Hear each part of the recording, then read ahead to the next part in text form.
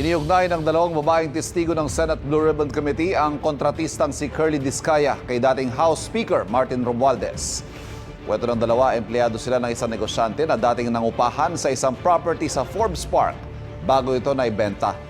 Anila Enero noong 2024 nang sabihan sila ng kanilang boss na i-evict sila sa lugar.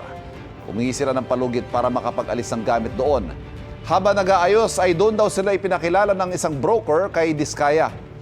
Doon daw nabanggit ni Discaya na ang bumili umano ng bahay ay si Romualdez.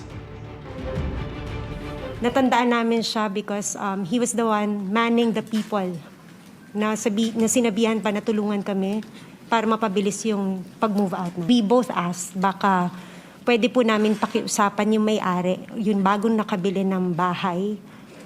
And then he also mentioned that si Romualdez ang nakabili. Your Honor, okay lang po ba tanggalin nila yung face mask nila? Kasi sa totoo lang po, talagang hindi ko sila naaalala kahit sa panaginip ko na nanaginip ako ng It's not for you bangungot. to identify them, it's for them to identify you. Git ni Discaya, hindi pa siya nakakapasok sa Forbes Park. Hindi rin doon niya maalala ang dalawang babae at wala siyang transaksyon sa kanila. Tinawag namang imposible ng kampo ni Romualdez ang alegasyon ng dalawang testigo. Hindi raw ito suportado ng anumang dokumento o ebidensya.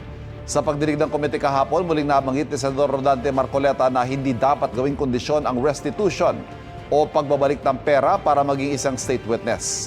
Tinanong niya si Discaya kung may hiningi bang ganito sa kanya ang Department of Justice.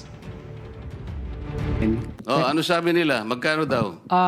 Ako po, hindi ko po masabi kung magkano po. Kasi para sa akin po, parang kami po ang nanakawan. Parang ibig sabihin, parang modern day na pagnanakaw. Ibig sabihin, yung nakaw ba? Siya pa ang magbibigay ng pera dun sa ninakawan niya. Lahat po tayo physically naghitla dun sa sinabi ni Mr. Discaya na parang sila pa yung nanakawan.